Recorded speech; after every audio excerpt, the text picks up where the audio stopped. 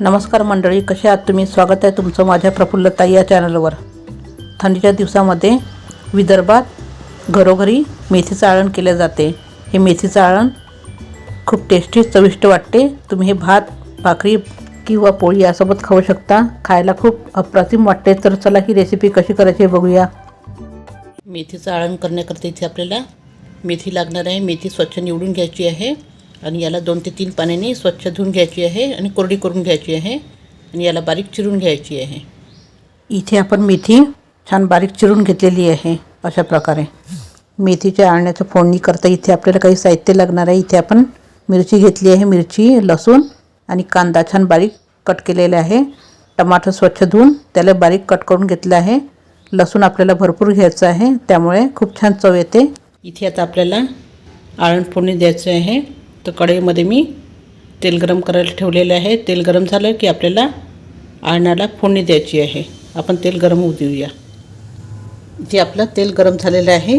यामध्ये आपल्याला मोहरी आणि जिरं घालायचं आहे. इथे मोहरी घातलेली आहे. मोहरी तडतडल्यानंतर यामध्ये आपल्याला जिरं घालायचं आहे. जिरं आणि मोहरी छान तडतडू द्यायची आहे. यानंतर यामध्ये आपल्याला लसूण घालायचं आहे. इथे मी हा बारीक कट केलेला लसूण घालत आहे. लसूण भरपूर घालायचं आहे आळणमध्ये. आपला लसूण झाला की त्यामध्ये आपल्याला मिरची आणि कांदा दोन्ही घालून घ्यायचं आहे. इथे मी मिरची घालत आहे आणि कांदा घालायचा आहे.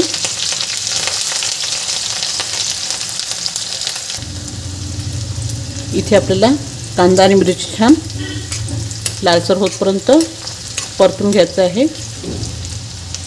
इथे मी छान लालसर होतपर्यंत कांदा आणि मिरची छान परतून घेते. इथे मिरची आणि कांदा छान झालेला आहे, लालसर बघू शकता. आता यामध्ये आपल्याला काही सुके मसाले घालायचे आहे. इथे मी हळद घालत आहे आणि आपण मिरच्या घातलेल्या आहे. किंचित आपल्याला तिखट घालायचं आहे आणि इथे आपल्याला गोडा मसाला घालायचा आहे थोडासा. आणि हे छान 1 मिनिट मिक्स करून घ्यायचं आहे. हे मसाले मिक्स झाले. आता यामध्ये आपल्याला बारीक चिरलेले टमाटर घालायचे आहे. इथे मी बारीक चिरलेले टमाटर घातले आहे. हे टमाटरसुद्धा आपल्याला छान 2-3 मिनटं मऊ द्यायचे आहे.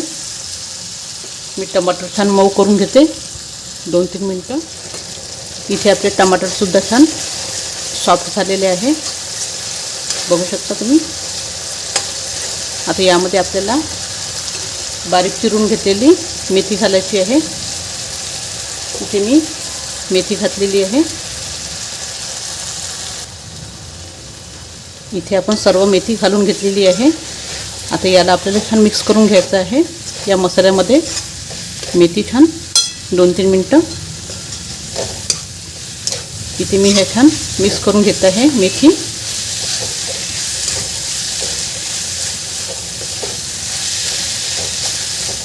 इथे आपण छान मिक्स करून घेतलेली आहे. आता याला आपल्याला झाकून ठेवायची आहे.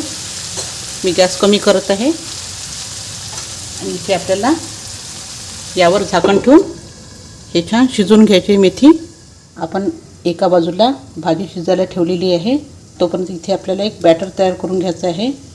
इथे मी दही घेतलेलं आहे. यामध्ये आपल्याला बेसन घालायचं आहे. इथे मी बेसन घालत आहे.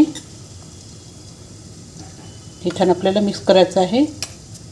यामध्ये किंचित पाणी घालून याचं स्मूथ बॅटर तयार करून घ्यायचं आहे. याच्या गुठळ्या फोडून घ्यायच्या आपल्याला. मी छान स्मूथ बॅटर तयार करून घेते. इथे बघू शकता तुम्ही, आपण अशी छान गुठळ्या न होता पेस्ट तयार करून घेतलेली आहे. इथे आपण थोडा वेळ झालेला भाजी शिजण्याकरता ठेवली होती. बघू शकता आपली ही मेथी छान शिजलेली आहे. पूर्ण टमाटर वगैरे छान असे सॉफ्ट झालेले आहे. याला एकदा असं परतल्यानंतर यामध्ये आपल्याला पाणी घालून घ्यायचं आहे. इथे मी छान परतून घेतली भाजी. आता यामध्ये आपल्याला पाणी घालायचं आहे.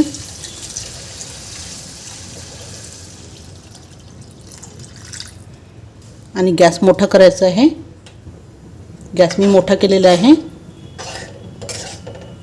आणि या पाण्याला आपल्याला उकळी काढून घ्यायची आहे. इथे थोडा वेळ झालेला आहे. आपल्या पाण्याला छान उकळी आलेली आहे. बघू शकता अशी छान खळखळ उकळी आली पाहिजे. त्यानंतर इथे आपण जे बॅटर तयार करून ठेवलं होतं बेसनाचं ते घालायचं आहे. बिलकुल इथे थोडं थोडंच घालायचं आहे. जर खूप एका याने घातलं तर ते गुठळ्या होण्याची शक्यता असते. त्यामुळे असं थोडं थोडं घालून घ्यायचं आहे. आणि हे छान आपल्याला मिक्स करून घ्यायचं आहे. इथे आपण छान मिक्स करून घेतलेलं आहे. हे बघू शकता याप्रमाणे. आता इथे आपल्याला चवीपुरतं मीठ घालायचं आहे. इथे मी चवीपुरतं मीठ घालत आहे. इथे आपण मीठ घालून घेतलेलं आहे. मीठ घातल्यावर एकदा आपल्याला छान परतून घ्यायचं आहे. आणि याला आपल्याला थोडा वेळ शिजवण्याकरता ठेवून द्यायचं आहे. यावर आपल्याला झाकण ठेवून हे छान शिजवून घ्यायचं आहे. इथे मी हे झाकण ठेवून छान थोडा वेळ शिजवून घेते. इथे थोडा वेळ झालेला आहे. आपण आमटी थोडा वेळ शिजवून घेतली होती. इथे मी कमी गॅसवर आमटी शिजवून घेतली आहे. आपली आमटी शिजलेली आहे. याला एकदा छान मिक्स करून घ्यायचं आहे. आणि यावर आपल्याला किंचित कोथिंबीर घालून घ्यायची आहे. आणि गॅस बंद करून द्यायचा आहे. इथे मी गॅस बंद करून दिलेला आहे. तर अशा तऱ्हेने तयार झालेलं आपलं गरमागरम मेथीचं आळण. हे चविष्ट मेथीचं आळण तुम्ही नक्की ट्राय करा. आणि तुम्हाला जर माझा हा व्हिडिओ आवडला असेल तर माझ्या व्हिडिओला लाईक, शेअर आणि सबस्क्राईब करायला विसरू नका. माझा हा व्हिडिओ पूर्ण बघितल्याबद्दल तुमचे मनापासून धन्यवाद. ही रेसिपी नक्की ट्राय करा.